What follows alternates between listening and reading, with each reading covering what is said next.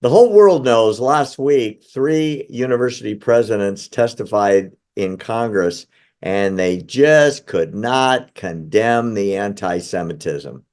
Well, one is now out, and two more should be.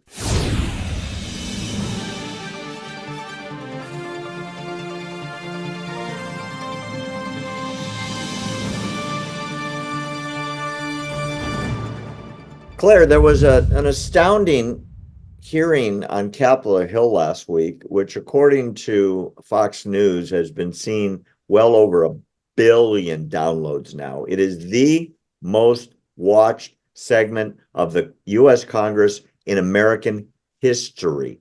And the hearing I'm referring to was the presidents of three universities, MIT, the University of Pennsylvania, and Harvard, were called before Congress to explain to the committee what they were doing about anti-Semitism. All three college presidents, all women, all highly educated, not one of them thought that harassment of Jewish kids on their college campuses, of calling for the death of Jews, of parading around the campuses chanting from the river to the sea, Palestine will be free. In other words, the genocide of the 7 million Jews that live in Israel. No one would criticize it.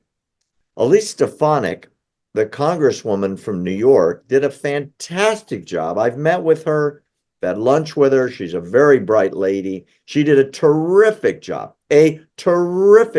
literally educating these women on this should be the easiest thing for you to condemn. And not one of them could condemn it as violating their policies. One of the presidents, Liz McGill, has now resigned at University of Pennsylvania.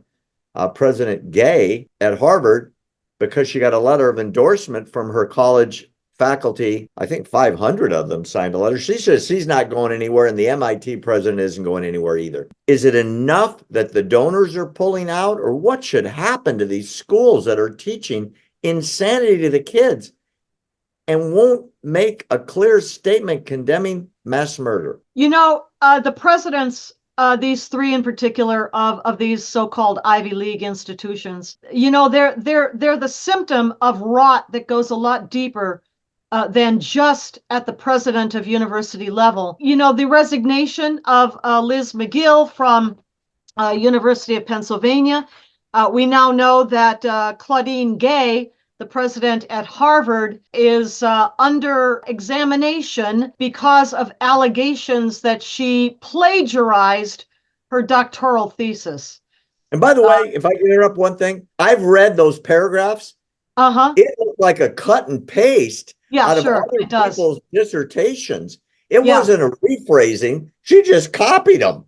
Right. That's what it does look like. Thanks to Christopher Rufo and some others who have brought this to light. That may be the off-ramp for her eventual resignation dismissal. But that's not the point. The point is that they are the symptoms. They were elevated to those positions because of the rot throughout higher academia.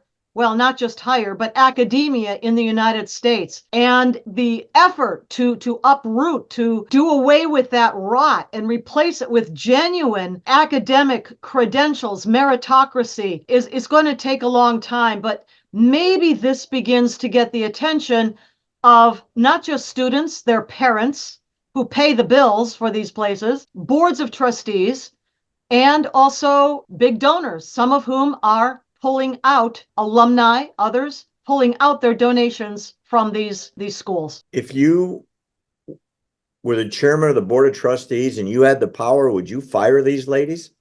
Oh, in a heartbeat, yes.